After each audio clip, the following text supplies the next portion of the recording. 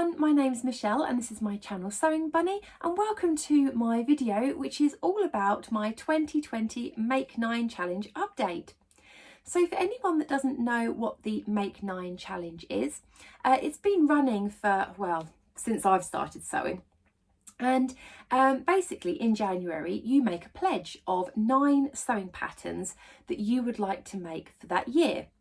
Now it's very individual because, you know, you might be someone that just kind of, you know, on the spur of the moment just kind of wants to, you know, make something. Or if you're someone maybe a little bit like me, where I kind of like that kind of like slight organisation of kind of like, oh, what do I want in my wardrobe for that year? I mean, it's a very kind of loose challenge, you know, you don't have to stick to that Make 9 or anything like that. But I find it quite a nice little challenge because it means that I get to have a look in my wardrobe and think, what do I really want this year? So as we are approaching the end of 2020, I thought that I would show you my update from my 2020 Make 9. Now I will be doing a 2021 Make 9, but that's going to be in a separate video, so you'll have to look out for that. Okay, let me show you my Make 9 grid. Now what I'm going to do is I'm going to adjust the camera slightly so that I can have a bit of space here. Okay, so I've made like a little bit of space here because I'm going to insert the grid from my 2020 Make 9. So what I'm going to do is I'm going to start in the top left hand corner and I'm going to be going along and telling you about each pattern and if I manage to get round to making them or not. So we're going to start with the top left, and that is the Sew House 7 toaster sweater. Now I wanted to make this because I always feel cold and I thought it would be the perfect winter jumper. And I have to say, I am so happy that I made this pattern because I've had so much wear out of it. So yes, there we go. I was successful in making this pattern and here it is. So this is a navy cable knit, as you can see there, and it is just so warm and cozy. And I think it's because you've got these lovely long cuffs here and this lovely high neck here. And this is nice because it's quite, as I say, it's quite high, so you do feel kind of quite nice and warm and cozy, but it's not kind of close against the skin, so it gives you a lot of room there. And it's also got this bottom band as well, and can you see that I actually managed to like pattern match some of it? Well, almost. But yeah, I was so pleased with that. And with this pattern I did lengthen this section just by, I think it was about 1.5 inches, I think, just because I'm quite tall. And I have to say, this is absolutely perfect on me. I will insert any pictures and things as I'm going along talking about the patterns. And yeah, so this was the first one, and absolute like success with this. I've worn this absolutely loads and I will continue to. Okay, and then next one along is the True Bias Lander pants. Now I saw this pattern and I thought it was so nice. I loved the button front fly, and the shape of them looked really nice because they're high-waisted, and I do like high-waisted trousers. I think I've got quite like a long torso, so kind of normal mid-rise trousers, they don't really fit me that well, whereas high-waisted ones I always find are really, really comfortable. So I wanted to make the shorts version because I wanted them for summer and I didn't have any me-made shorts, so I thought this would be perfect. So here they are. So I made these in a, I think it's an 8-ounce denim, which I got from Stitchy Bee. And I'd had it in my stash for a while, always with the intention of making a pair of shorts because it's such a nice weight of denim. It's got enough kind of structure to kind of feel like, you know, there's like, you know, they're kind of weighty shorts, but still kind of soft enough and not going to get really hot. And I'm so happy with how these turned out. You can see I've got my button fly there. First time using these kind of jeans buttons, and I've also done a well, I've got a little handmade label in there which was from Kylie and the Machine. and it's got pockets on the back there, and the pockets at the front I did actually use a fat quarter from one of the So Hayley Jane boxes, and I am so happy with how they turned out. And these do actually hold a bit of a special place in my heart because I made these on the online sewing weekend of this year because of, you know, the world at the moment, couldn't meet up in person. And so they did it online, and I thought, oh, that sounds quite interesting, I might sign up for that. And yeah, I got myself a ticket, and I actually sewed these up during the sewing weekender, and I filmed it. And so it actually was my first ever sew along. And I think I got such nice feedback from everybody of how they enjoyed watching my sew along, that that's actually now led me to doing sew alongs now every month. So yeah, these are quite special for me because yeah, my first ever sew along, and yeah, I do sew alongs all the time now. So yeah, I absolutely love these. They fit me really, really well, and I'm so proud that I made those. Now, next up on the list was the Closet Core Patterns Carolyn pajamas. Now, I didn't get round to making these. I think I really wanted to make myself a really nice pair of pajamas, and I was so excited about making these. I had the fabric lined up that I wanted. I was going to get the piping and everything as well. But then Tilly and the Buttons released her Make It Simple book, and in there was the Juno pajamas. And I fell in love with that pattern, and so I sewed that up a couple of times, and then I just kind of found that I didn't then need the Carolyn pajamas, and I really would like to make them still because, you know, they're just a little bit different. It's kind of like the shirt style, and so you've got the piping, and I just think I'd learn like so much from them. So yeah, they didn't get round to being made in 2020. Maybe I'll get round to making them again at some point because I do have the pattern, I own it. So yeah, hopefully, fingers crossed, I will be able to make that at some point, just not for 2020. Okay, and then next up on the list was the Grainline Studio Morris blazer.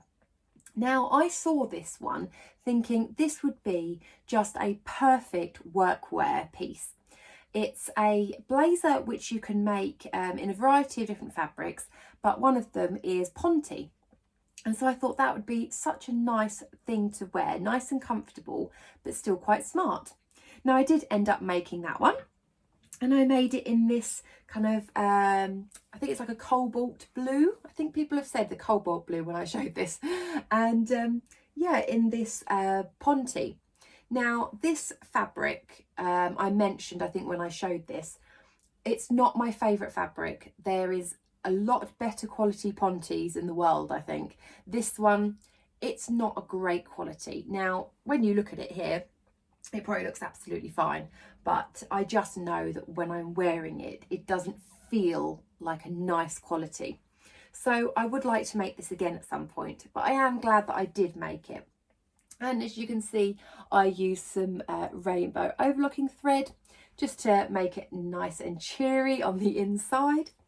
This is a lovely pattern as well.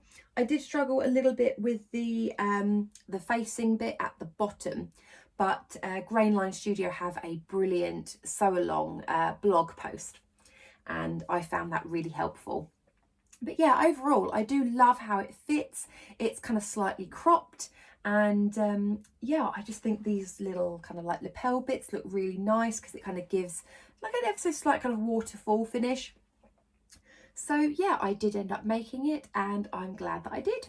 Okay, and then the next one from my Make 9 is the So Altered Style Misty Cami. And I did make this one. And here it is. Now, this one is a bit of a special one as well, because this was actually part of my first ever sewing collaboration, which was with Anna from You Got Me in Stitches. I will link her channel down below. And we did a collaboration video where we sent each other a piece of fabric from our stash, and then the recipient was to then make a garment in secret, so we didn't know what each other were making, and then we would show it on a video, and that would be the first time that we would see what the other person made. So it was Anna that actually sent me this fabric from her stash. So it's got lots of cats on, and yeah, you all know I love cats. So this was perfect. And she sent me a metre of it. So I thought it would be absolutely perfect to make the Misty cami for a few reasons. Number one, obviously it's on my Make 9, so I need to make it. Well, I don't need to make it, I wanted to make it. Because this is all cat print fabric, I've got a cat called Misty, so it's the Misty cami. And then I added in this ginger cat contains cat hair label from Pink Oak Club, because I've got a ginger cat called Bentley. So this is like my crazy cat lady top. And I love it. The instructions for the Misty cami are so good. Good if you're a beginner. I didn't struggle with this at all, and the finish is really nice.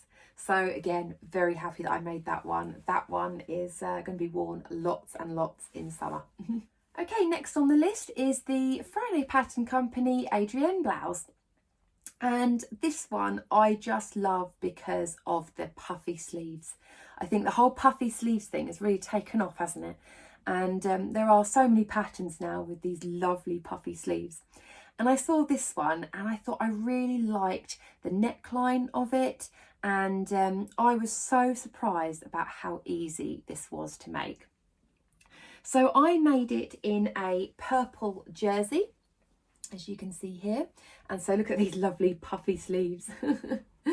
And yeah, as I say, this pattern is so easy to make and the instructions were amazing. I really liked how it turned out.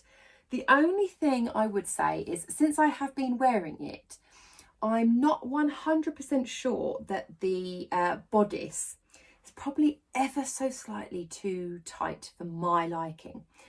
Because it does have negative ease, obviously being a jersey, I do find it slightly clingy. So I would like to make myself another one that's maybe the size up on the bodice. But yeah, these sleeves and everything are just lovely. It's such a nice top, and as I say, nice and easy to make. And I think it's turned out really well. I did also add a little label in this one as well, which came from Abby from Crafty Pinup Shop. So yeah, very happy that I did manage to get round to making that one. Right, next up is the Experimental Space Rosalie dress. Now, when I saw this pattern, I just fell in love with it because it's just got some beautiful details. It's got, well, it's a maxi dress, and the skirt is all cut on the bias, so it's all lovely and floaty. And if you look at the back of it, it's got this lovely little cutout, and I just thought it was so pretty. It's also got quite reasonable strap kind of widths, so nice and bra friendly. So I saw this one and thought, yep, need to make something out of that. So I did end up making it in a polka dot fabric.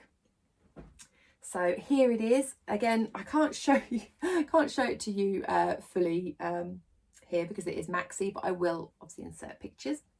So yeah, these are the straps. As I say, they're nice and thick, so nice and bra friendly. You've got this beautiful cutout on the back, and also I didn't mention the pockets. These pockets are huge. You could fit so many things in these pockets. And yeah, it's just a lovely summer dress. And yeah, the instructions on this one was good as well. You do like a burrito method for this cutout. And I have to admit, it was so straightforward doing that. I was a bit worried, thinking, oh, this is going to be really complicated. But actually, they explained it really well. So yeah, I have worn this quite a lot, and I think I'm going to continue to wear it loads, especially in the summer, because it is nice and floaty and cool. So yeah, really happy that I made that one. Right, and then the next one is the Tilly and the Buttons Indigo. Now, when this pattern first came out, I thought, no, it's not for me. I can't do the whole kind of like empire kind of waist, you know, frilly thing. And the more I saw it, the more I kind of thought, oh, actually, I really do like it.